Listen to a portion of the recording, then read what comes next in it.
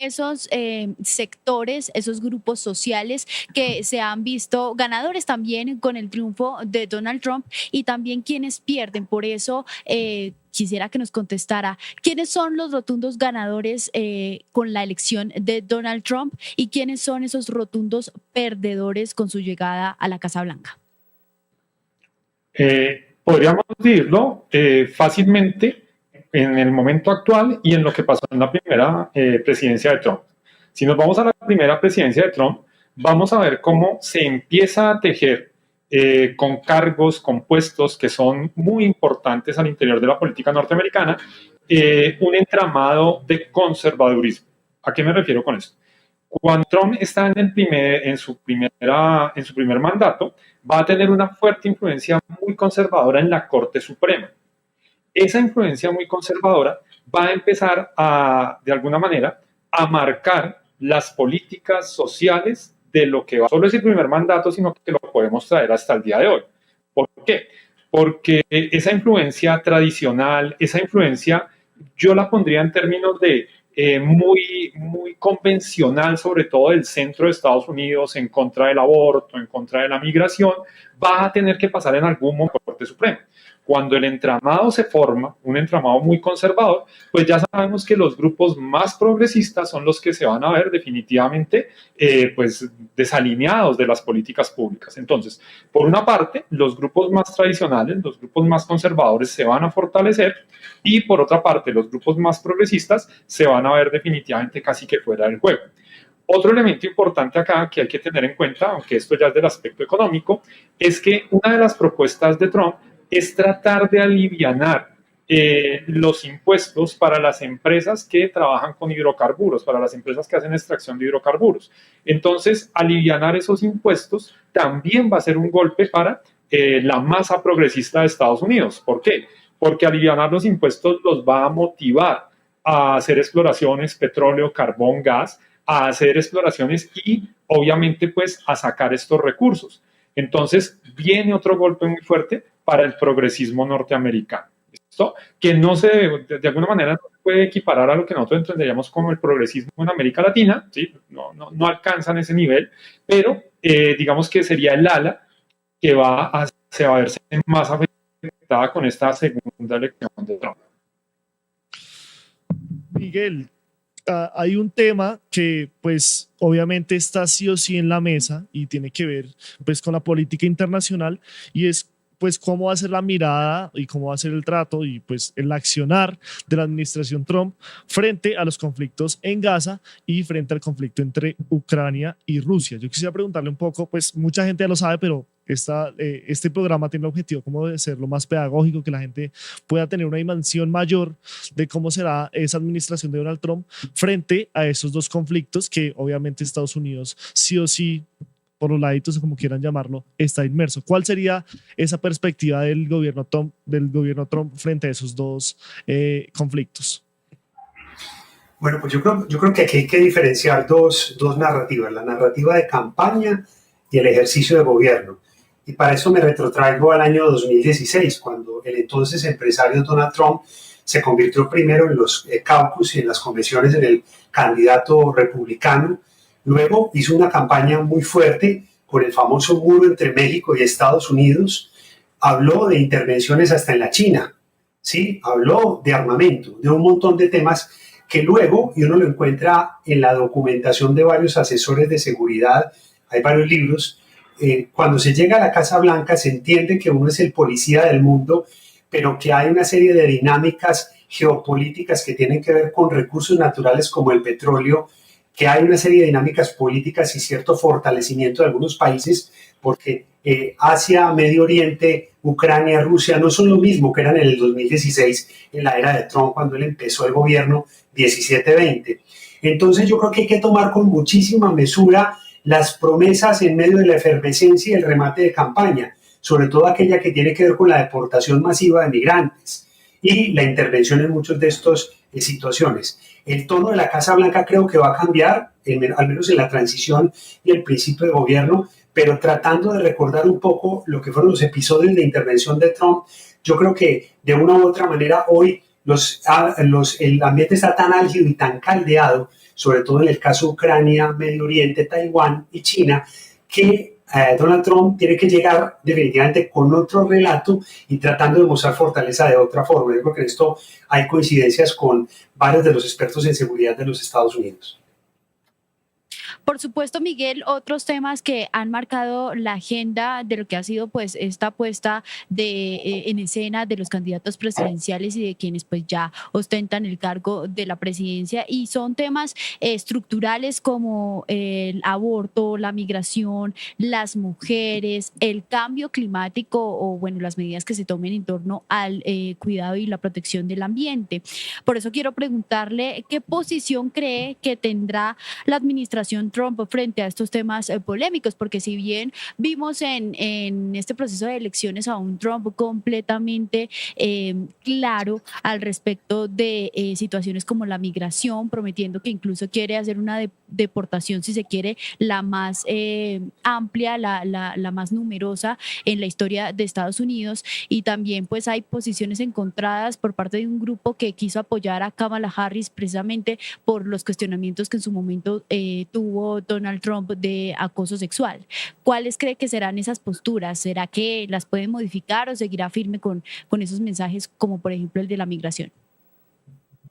Yo creo que indudablemente hay una realidad en relación con lo que será este gobierno de Trump, y es que ya, digamos, a partir del episodio de enero de 2021, sí, cuando se da, digamos, la posesión del nuevo gobierno norteamericano y aquella toma hostil al Congreso norteamericano, pues creo que la situación no va a ser fácil en esta transición de gobierno y va a empezar a marcar una serie de reconvenciones con algunos sectores radicales que en campaña expresaron su desacuerdo contra el gobierno de Trump y que buscarán conciliar con él.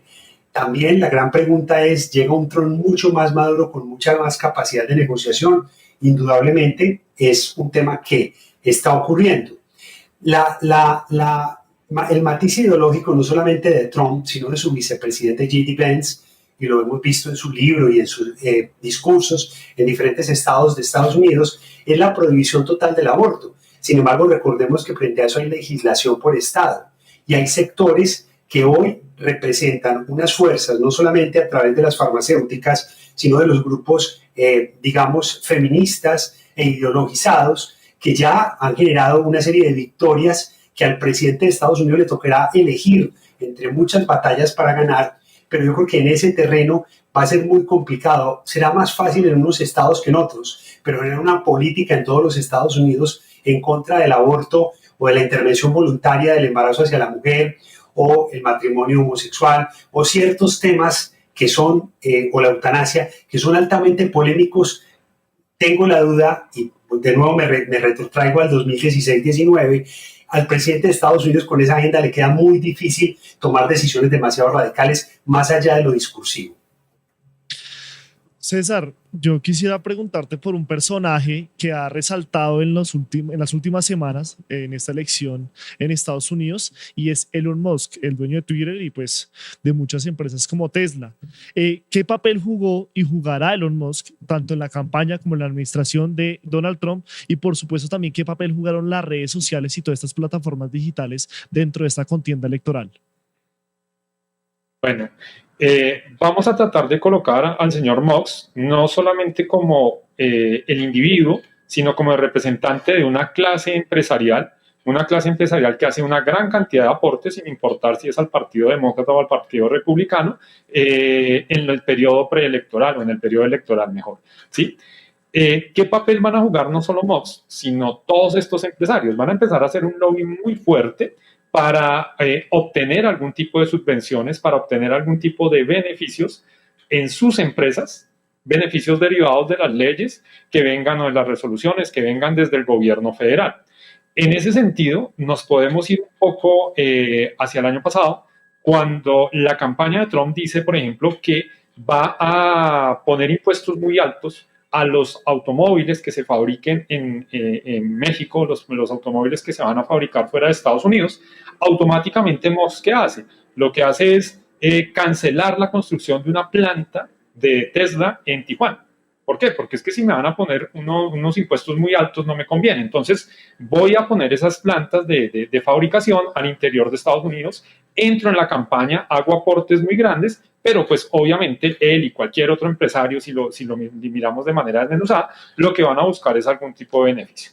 En cuanto al manejo de las redes sociales, estoy absolutamente convencido que no solamente con las redes, sino con todos los medios de comunicación, en esta campaña en particular se vio la influencia que tienen, y no solo al interior de Estados Unidos. Si nosotros miramos lo que sucede con medios como CNN o como Fox, si miramos lo que sucede obviamente con la red social de X, entendemos muy claramente cómo las cabezas, cómo los empresarios que están al frente de estos medios de comunicación toman partido fácilmente. Lo mismo pasa, por ejemplo, con el Washington Post. Pero afuera también va a haber una gran influencia. Medios como El País o medios como The Guardian, lo que hicieron fue prácticamente hacer una especie de campaña tácita a favor de Kamala Harris. Entonces, hay que pensar no solamente en el medio, sino en los empresarios que están detrás de esto. Hay que pensar en los aportantes y los beneficios que van a tener a futuro, ¿sí? Sin importar a cualquiera de los dos partidos qué tipo de aportes económicos hicieron, que también son aportes millonarios, ¿sí? Promesas de, por ejemplo, de Elon Musk, de ofrecer dinero a cambio de votos, etcétera, etcétera. Entonces, no solamente es la representación de ese conglomerado, de ese flujo empresarial que lo que va a hacer es aportar, pero también a través de los medios de comunicación, a través de las redes sociales, empezar a inclinar un poco la balanza. Ahora, es absolutamente claro que el lobby va a ser muy fuerte. El lobby va a ser muy fuerte, se ofrecen inclusive cargos, a Elon Musk le van a ofrecer inclusive un cargo dentro de la estructura federal, el lobby va a ser muy fuerte para obtener beneficios. Y adelantándome un poco, yo creo que ahí es donde podemos empezar a preocuparnos en el caso de Colombia, ¿sí? Y pues de otros países del vecindario, otros países de la región, hasta qué punto ese lobby empresarial puede terminar afectando no solamente a los empresarios nacionales, sino que también puede terminar afectando a la extracción y a la consecución de recursos o materias primas que van a necesitar pues para cualquier tipo de empresa, cualquier tipo de fábrica que en este momento se supone debe empezar a funcionar en Estados Unidos. ¿En qué usas tu energía? En Ecopetrol usamos nuestra energía para mitigar el cambio climático y así lograr cero emisiones netas de carbono en 2050. Un compromiso impulsado por la transición energética. Somos energía que transforma a Colombia. Ecopetrol. Conectando con la intervención de César sobre ese lobby, pues si bien hay un lobby que estará completamente duro en temas de la política interior, en el exterior pues esto tampoco va a ser la excepción, porque precisamente en el mes pasado nosotros veíamos que paralelamente a la COP16 también se estaba llevando a cabo la cumbre de los BRICS, esta cumbre del contrapoder que así lo han denominado algunos analistas del G7. Vemos entonces la participación de Brasil, Rusia, India, China y Sudáfrica en temas económicos que buscan algo muy interesante y es la desdolarización del mundo. Julián, definitivamente estas elecciones pues nos dejan una serie de interrogantes en torno a lo que serán las relaciones internacionales y el nuevo orden mundial por lo que mencionábamos hace un momento. Estados Unidos integra el G7, pero vemos que en términos de poder entran los BRICS a marcar una parada en torno a los intereses de los países comunistas, socialistas, que tienen una sanción por parte de los Estados Unidos. Entonces, mientras solucionamos el problema, César, yo quiero que usted también nos aporte en ese sentido cómo ve la relación de Estados Unidos con Donald Trump electo y los demás países del mundo. Bueno, en términos de política exterior, nosotros podríamos dividir la posición de este nuevo gobierno, pues según lo que dijo durante campaña Donald Trump, lo podríamos dividir entre los países que son tradicionalmente amigos o aliados, más que amigos, dejemos como aliados, y los países que de alguna manera están en el polo opuesto. Con los países aliados, la relación con Europa en general puede ser una relación muy tensa, especialmente en lo que tiene que ver con la Organización del Tratado del Atlántico Norte, con la OTAN. Donald Trump dijo de manera puntual que si los países miembros de la OTAN en Europa no aportan lo que deben aportar, simplemente Estados Unidos dejaría de protegerlos en caso de que surgiera algún tipo de ataque sobre el territorio europeo. Es más, dijo que él instaría a Moscú a realizar este tipo de intervención. Entonces, por ese lado, vemos que la relación con Europa puede ser bastante tensa, entre otras cosas porque es bien conocido que Europa está bajo la sombrilla de la seguridad, bajo la sombrilla de la defensa de la OTAN, no tiene ejércitos muy grandes, no tiene ejércitos muy fuertes, y entonces de alguna manera se van a ver obligados a aumentar sus aportes. El cálculo es más o menos el 2% del PIB debe ir a la seguridad y la defensa entre los países miembros de la OTAN. Aliado tradicional, lo que va a pasar con Israel, se van a fortalecer definitivamente las relaciones con Israel, no solamente relaciones en términos diplomáticos, sino que lo van a apoyar más pues, en todo el conflicto que se está viviendo en Medio Oriente. Recordemos que Trump, en su primer mandato, va a facilitar algo que se llama el Acuerdo de Abraham. Ese Acuerdo de Abraham era tratar de mediar para que algunos países árabes de esta región, entonces países como los Emiratos Árabes Unidos, como Bahrein, como la misma Arabia Saudita, pero también países de tradición árabe de África como Marruecos, empezaran a limar asperezas e inclusive a tener unas relaciones mucho más sólidas con Israel. El otro país que tradicionalmente ha sido su aliado es México. Con México el problema va a ser la migración, el problema va a ser indiscutiblemente los carteles de la droga, todo lo que tiene que ver con el fentanilo y las drogas sintéticas, que son las que están pegando muy duro hoy en Estados Unidos, y lo que va a pasar con estos migrantes que intentan no solamente entrar a Estados Unidos, sino con esos migrantes que, como lo dijeron hace un momento, pues podrían ser deportados en masa, cosa que pues, probablemente no es tan fácil en términos de logística.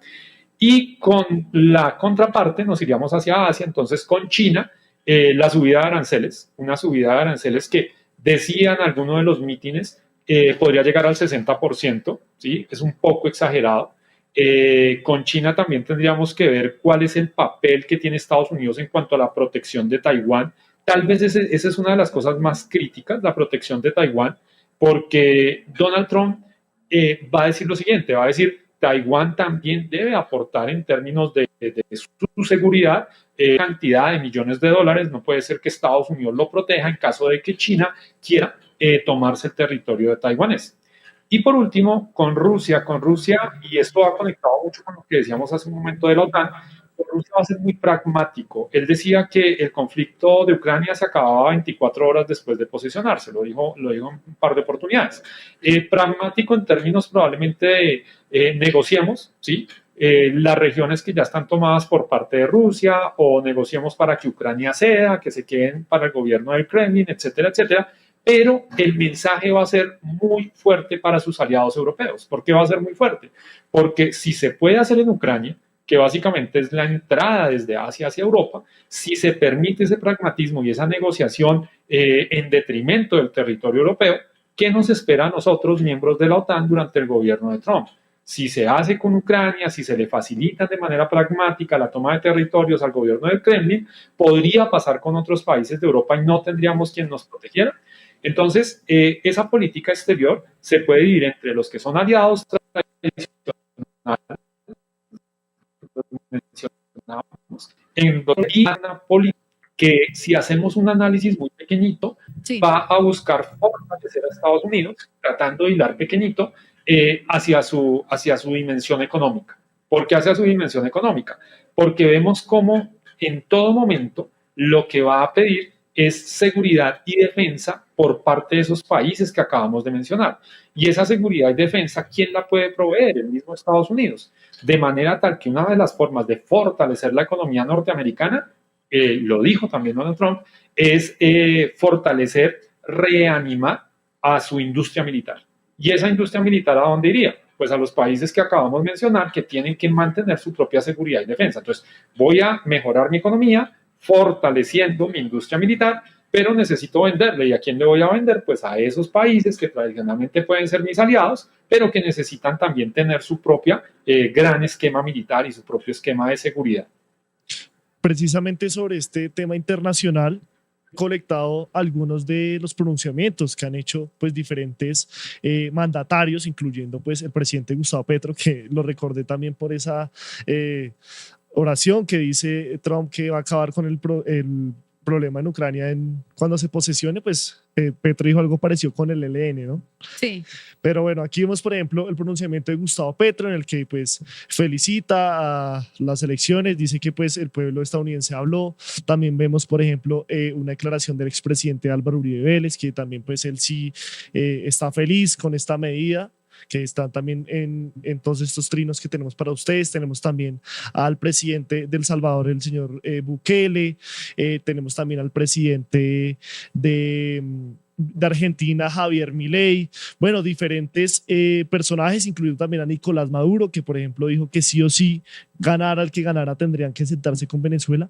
Y pues muchas personas que, a pesar de que puedan o no estar en la línea que tiene Donald Trump, pues reconocen su triunfo y saben que sí o sí tienen que tratar con él, pues sabiendo lo que representa Estados Unidos para esta parte del hemisferio. A propósito de esas relaciones internacionales y enfocándonos más pues en este tema económico, ya César nos daba esos datos del discurso de Donald Trump, donde decía que aumentaría los aranceles a países como China al 60% y de otros países que podría estar entre el 20%, 25% en una política proteccionista como se hizo en el pasado y de la cual pues también salió afectado Colombia. Yo quiero preguntarle a Miguel cuáles son esas relaciones que estarían consolidadas, fortalecidas entre países en torno a los tratados o relaciones comerciales, y cuáles serían esos países que tendrían una desventaja en torno a las decisiones económicas y proteccionistas que tiene Donald Trump. Pues yo creo que de una u otra manera aquí, digamos que hay que de nuevo dejar los apasionamientos a un lado y dejar el discurso de campaña a un lado. Para ver un poco lo que decía César ahorita, en ese paralelo, en esa analogía con el tema de acabar con el ELN que decía el presidente Gustavo Petro en campaña, pues una cosa es lo que pasa en campaña y otra cosa es lo que ocurre durante el ejercicio del gobierno. Frente a los tratados de libre comercio y al relacionamiento que hay vía aranceles, pues indudablemente hay dos posturas ideológicas muy distintas. Y nuevamente, retrotrayéndome al gobierno 2016-2019 de Donald Trump, yo siento que varios de nuestros países se van a ver enormemente afectados a este nivel y a niveles, digamos, de algunas doctrinas por ciertos sectores frente a algunas prácticas que quizá no pudieran ser favorables. Si se ideologiza la postura en la relación con Estados Unidos o se entiende desde esa fría lógica del mercado que ha sido histórica, más allá de que haya republicanos o demócratas en los Estados Unidos, la lógica del mercado siempre ha funcionado así. Veo o entiendo que hay un bloque, que son Nicaragua, Colombia, Venezuela, que matizan de alguna u otra manera una mirada desde la izquierda, pero hay otra izquierda mucho más moderada, que es la que lidera Luis Ignacio Lula da Silva, Chile, que siento que de una u otra manera no está tan en contra de ciertas decisiones políticas que pudiera condenar abiertamente el gobierno de Donald Trump. Sin embargo, de ahí a lograr, por ejemplo, algo que es el bloqueo definitivo de un país como Venezuela o como Nicaragua, por las circunstancias que hay allí, me parece bastante complicado. Creo que lo que se abre es una gran puerta para generar diálogo, generar un mercado norte-sur, una muy buena relación económica, unas condiciones adecuadas y que no haya un padecimiento de la industria y de los sectores, digamos, que de una u otra manera exportan a Estados Unidos por cuenta de un nuevo marco de relaciones entre los empresarios norteamericanos o los compradores del mercado norteamericano y los exportadores colombianos. Perfecto, Miguel. Bueno, yo creo que también es importante para nuestra audiencia colombiana saber entonces cómo van a quedar las relaciones de Colombia con Estados Unidos, y más porque justamente estábamos revisando una nota de un medio de comunicación donde entrevistaban a un personaje muy importante, Javier Díaz Molina, presidente de la Asociación Nacional de Comercio Exterior, ANALDEX. Y Javier daba algunas reflexiones para tener en cuenta noticia de las que yo quiero pues comentarles para conocer sus apreciaciones, César y Miguel, y esto dice así, miren, él mencionaba que en el periodo anterior de la presidencia de Donald Trump hubo unos aranceles que incrementaron al acero y el aluminio, y luego estos aranceles se fueron extendiendo a carros eléctricos, baterías de litio y productos de alta tecnología.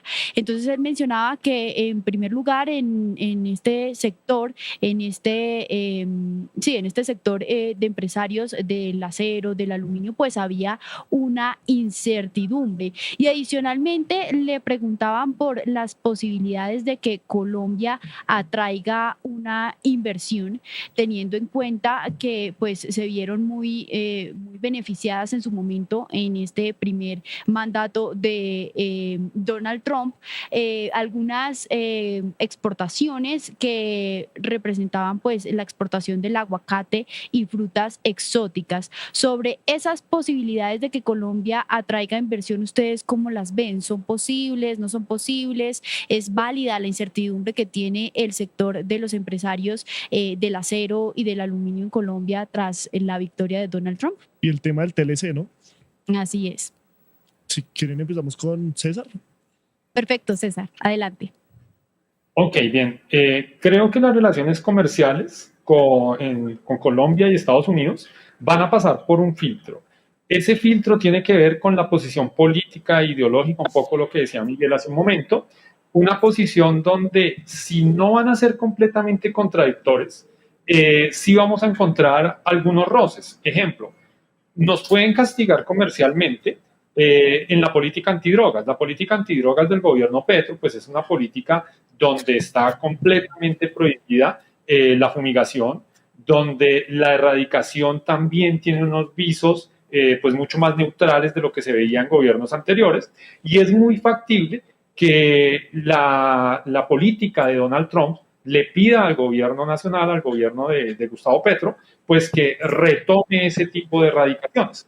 Si no lo hace, una forma de castigarlo, porque tradicionalmente es lo que ha hecho Estados Unidos, una forma de castigarlo es a través de las asociaciones comerciales. Entonces, por ese lado creo que podrían haber algunos roces muy fuertes. Un segundo elemento ahí es el TLC. Efectivamente, va a decir que va a renegociar TLCs. No creo que en este momento ni la industria, ustedes lo mencionaban hace un instante, ni la industria productiva ni la industria extractiva en Colombia esté en posición de renegociar, ¿sí? No tenemos una economía que de alguna manera esté muy fuerte, no tenemos una economía que de alguna manera pueda salir a hacerle frente pues, a una potencia, la principal potencia económica del mundo.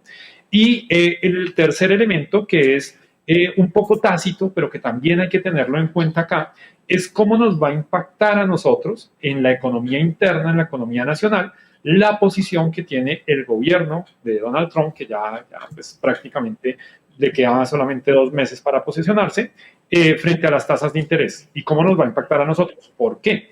Porque Trump ha tenido una especie de pelea casada con el presidente de la Fed y va a hacer todo lo posible por quitar a este presidente de la Fed, al señor Powell, porque él ha intentado bajar las tasas de interés. Entonces, ¿eso cómo nos toca a nosotros? Si la política de la Fed en Estados Unidos durante el gobierno Trump es subir las tasas de interés, nosotros nos vamos a ver afectados porque el Banco de la República convencionalmente en sus decisiones hace lo mismo que hacen en Estados Unidos. Entonces, de esa manera también nos podría afectar un poco con una subida de tasas de interés, nos podría afectar la inversión, tanto local como la inversión extranjera que hiciéramos acá. Entonces, son varios elementos, no solamente si va a haber inversión directa, no solamente si va a haber una gran llegada de capital norteamericano, sino cómo se va a utilizar el comercio para castigar a los países, en este caso los países de la región, para castigarles que no estén completamente alineados con las políticas y con la agenda de Trump. Y segundo, tener muy en cuenta lo que puede pasar con ese cambio, si se suscita ese cambio en la cabeza de la Fed y nuestras tasas de interés que pueden atraer o que pueden también frenar, ralentizar un poco la inversión local y la inversión extranjera. ¿En qué usas tu energía? En Ecopetrol usamos nuestra energía para acelerar la transición energética. Por eso utilizaremos el hidrógeno verde para tener más recursos limpios y renovables. Somos energía que transforma a Colombia. Ecopetrol.